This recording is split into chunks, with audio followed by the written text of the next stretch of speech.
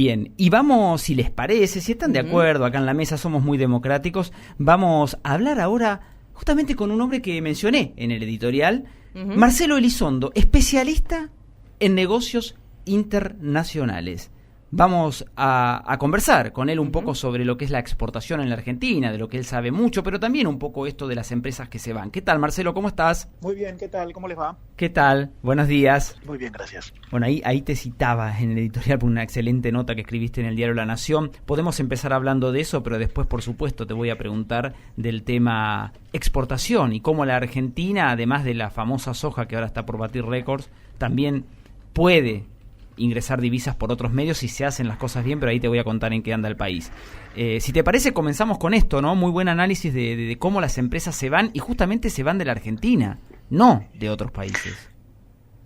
Exactamente. Si uno mira los últimos 10 años, Carlos, en el mundo, que es la segunda década del siglo XXI, el stock de inversión extranjera directa en todo el planeta, o sea, toda la inversión que las empresas han hecho fuera de sus países y que está hundida y operando, creció 90% en una década. Y en la Argentina decreció 18%, casi 20%. La verdad es que las empresas se van de la Argentina, pero no del resto del mundo. Incluso el año pasado, a un año de pandemia, con el mundo cerrado, hubo 850.000 millones de dólares de flujo de inversión extranjera directa nueva en el planeta. En muchos casos por las empresas que ya están operando en sus países y que adaptaron sus procesos de producción, pero empresas extranjeras en países que son distintos de los de su origen. Entonces, la verdad es que la Argentina hay un proceso especial de salida de empresas. Estamos viendo noticias, incluso no solamente de empresas internacionales que se van, sino de empresarios argentinos que dicen me mudo a Uruguay o me mudo a Brasil. Bueno, esto, lo que yo trato de decir en la nota que mencionás, no es solamente una cuestión estadística, cuántas empresas menos tengo, sino que tiene un enorme impacto social. En el mundo, las empresas del siglo XXI no son las mismas que las del siglo XX. Las empresas del siglo XXI son generadoras de cadenas de abastecimiento, son inversoras en capacitación de sus proveedores, son creadoras de evolución tecnológica, son formadoras de personas porque invierten en investigación y desarrollo, crean ecosistemas alrededor de ellas, es lo que ahora se llama la mesoeconomía, la economía inmediata que se crea alrededor de las empresas. Bueno, cuando se van las empresas se pierde mucho de esto y a veces no es tan fácil de medir esa pérdida, pero tiene un enorme impacto no solamente económico, sino también social. Sí, una pena, y está sucediendo ese éxodo, incluso incluías las pymes, ¿no? Este programa es Pymes en la Red, tratamos siempre lo que le está pasando a este ecosistema tan importante para el país. Y bueno, también ahí se están yendo, o vos decís no invirtiendo acá lo que tenían destinado, sino ya pensando en operaciones afuera. Bueno, yo te diría, cuando se van las grandes, es un gran impacto para las pymes, porque las pymes suelen ser proveedoras de las grandes. Muchas pymes tienen clientes en el consumidor final, pero muchísimas pymes, la gran mayoría, tienen por clientes a empresas grandes, que no solamente les compran, en muchos casos esas empresas grandes que son clientes de las pymes, las ayudan en el desarrollo de estrategias, les transfieren conocimiento y know-how, o hasta les justifican determinados proyectos de inversión. Por lo tanto, por un lado, si se van las grandes, hay un perjuicio muy grande para las pymes. En segundo lugar, como decís, también hay pymes que están o discontinuando algunos procesos, o incluso me consta, por mi propio trabajo profesional de asesor, algunas empresas están diciendo, bueno, yo soy una pyme, lo que tengo acá lo mantengo, pero cualquier inversión nueva que haga en el futuro no la voy a hacer acá, la voy a hacer en algún país vecino, porque el entorno es complicado, tengo menos complejidad, un poco más de simplicidad, menos aleatoriedad, lo cual hace que entonces haya un perjuicio en este segundo caso más directo vinculado con pymes que deciden no seguir avanzando en condiciones normales. Sí, bueno, es preocupante el tema. Y también, ya que estamos con pymes, vamos al tema exportación, pero con las pymes. Arrancamos por ahí, porque siempre se dijo que una gran falencia era esto, ¿no? De poder, primero en convertirse en multilatinas, como muchos lo hicieron en Brasil y en Chile, ¿no? Pero después también en poder exportar. Ahora el gobierno anunció recientemente una exención impositiva. Yo no sé si eso es una brisa apenas, si lo considerás que es interesante, importante para las pymes y que puede impulsar la exportación de pymes. Mira, yo siento que nosotros tenemos un problema general, como si estuviéramos en el medio de una enorme tormenta, cae agua, hay viento, hace frío, el piso está embarrado, y en el medio viene el gobierno y te dice, no, bueno, pero acá te traigo una campera que te va a proteger. Y bueno, es un auxilio en el marco de un problema integral que no se corrige con la campera. Bueno, te dan una exención impositiva. Uno no puede criticarlo, pero en un marco de alta inflación, inestabilidad cambiaria, constantes cambios en las regulaciones que te generan costos de adaptación, problemas para importar insumos o costos por impuestos para exportar, difícil acceso a financiamiento. Sí, uno si se queda con un eslabón de la cadena dice, bueno, este eslabón está bueno, una exención impositiva. Ahora, el resto de los eslabones de la cadena generan una fuerza opuesta. Por lo que yo diría es, especialmente una pyme, porque la grande tiene siempre algún recurso para adaptarse a un escenario complejo, pero especialmente para la pyme, lo que tenemos que reclamar es que se ordene la macroeconomía, que las variables no estén tan desequilibradas, que haya una previsibilidad regulatoria que permita planificar, que las regulaciones no sean tan congestivas y obstructivas, que se respeten más los derechos, los contratos y las garantías en un sistema institucional más sólido, en fin, un sistema integral que haría de las pymes actores un poco más cómodos. Sí, y yendo más a lo general, ¿qué está sucediendo en el comercio exterior de la Argentina? Siempre hemos hablado, lo positivo que uno podría decir casi sin fisuras del gobierno de Macri fue el incentivo a la exportación, la apertura de mercados, nuevos destinos, distintos productos, ¿no? ¿Eso en qué estado está ahora?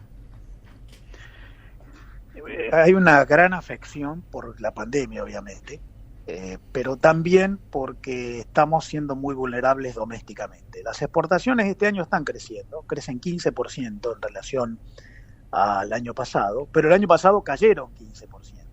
O sea, vos tenés en el primer cuatrimestre del año una recuperación de las expo, sobre todo motivadas por los mejores precios del agro, hay que admitirlo, no es que hay tanta producción exportable creciente, sino que por mucho de lo que vendemos nos están pagando más. Los precios agrícolas están muy por encima de los precios de los mismos productos hace un año, pero eso también incentiva un poco más de producción, porque como el exportador en la Argentina tiene problemas de brecha cambiaria, de retenciones, de dificultades en el entorno, bueno, un precio más alto te da un poco más de alivio. Uh-huh. Ahora, ese crecimiento en lo que va del nuevo año, 4 meses, 15%, compensa la caída del año pasado, que fue de 15 también.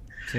Ahora, si vos mirás lo que pasó en el mundo el año pasado, Carlos, en el mundo, todas las exportaciones de todos los países del mundo afectadas por la pandemia cayeron 5,5%, y las nuestras cayeron 15%. O sea que claramente, además de la pandemia, nosotros tenemos factores domésticos que agravan estos golpes y que tienen que ver con lo que mencionamos antes, de un entorno muy complicado que desalienta la inversión, la mejora tecnológica, los proyectos a largo plazo y la capacidad productiva.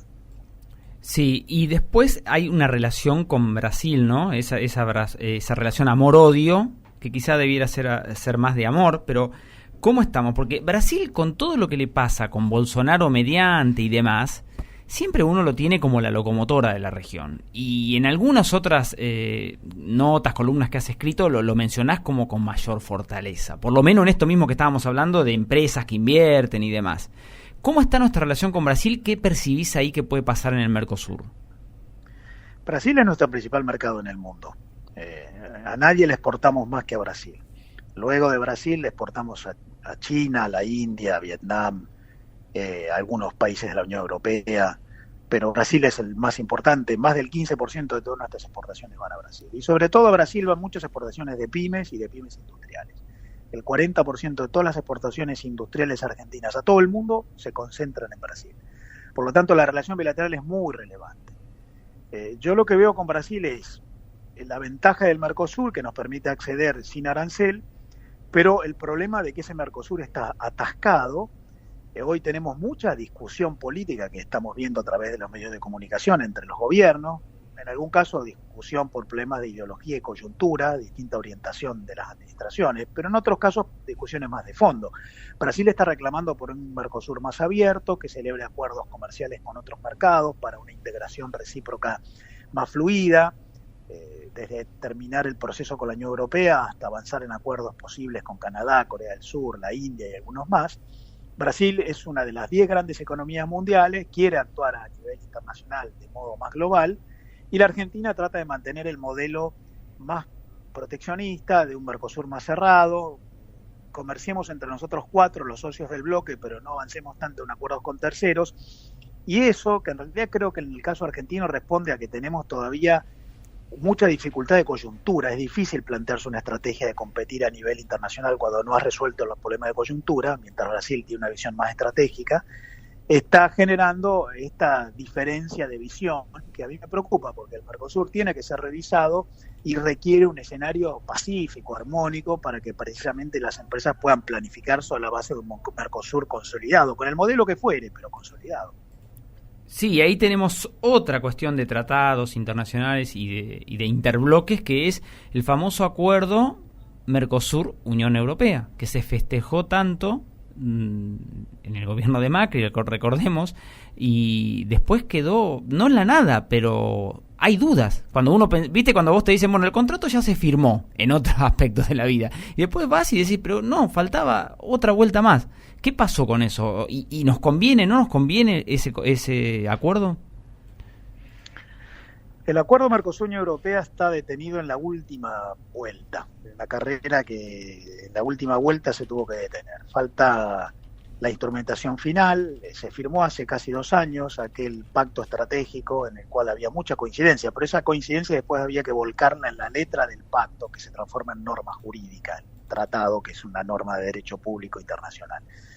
Eso todavía no se hizo porque están apareciendo algunas cuestiones no comerciales de diferencia entre los bloques. En particular, la Unión Europea está pidiéndole al Mercosur que garantice el cumplimiento de determinadas normas no comerciales, sobre todo cumplimiento de estándares ambientales. La Unión Europea está teniendo muchas sospechas sobre algunas prácticas no amigables con el ambiente, en particular los incendios en el Amazonas. Entonces ahí hay una discusión final que lamentablemente está retrasando el avance. Yo diría que esto además está siendo aprovechado como excusa para algunos países de la Unión Europea, en particular Francia, que no son muy partidarios de este acuerdo. Los europeos se sienten más cómodos negociando con otros países desarrollados, hace poco han acordado con Canadá o con Japón, y no tan cómodos negociando con países emergentes como los nuestros, y ahí aparecen dentro de la Unión Europea algunos que tienen dudas y detienen el proceso. Francia está dicho, pero además hay otros como Polonia, Hungría. Bueno, el acuerdo está detenido. Yo creo que lamentablemente en el corto plazo no hay mucha noticia buena esperable. Algún día se va a finalizar, no me imagino que eso ocurra en el próximo año, quizás haya que esperar 2 o 3 más. Pero mientras tanto el Mercosur tiene en agenda algunos posibles acuerdos con otros mercados, con los que no hay tanta disidencia: Corea del Sur, la India, el Líbano, Canadá. Y bueno, esperemos que en eso se avance. Esa es una de las diferencias que tenemos los argentinos. La Argentina está queriendo un programa menos ambicioso en acuerdos con terceros mercados de integración recíproca. Uruguay y Brasil, sobre todo, están impulsando avanzar en negociaciones y pactos comerciales como los mencionados. Y allí está la discusión que habrá que resolver a través de la diplomacia. El Mercosur es un bloque cerrado que necesita ajustes, yo creo que necesita más internacionalidad, y esa es una discusión que tiene pendiente saldar.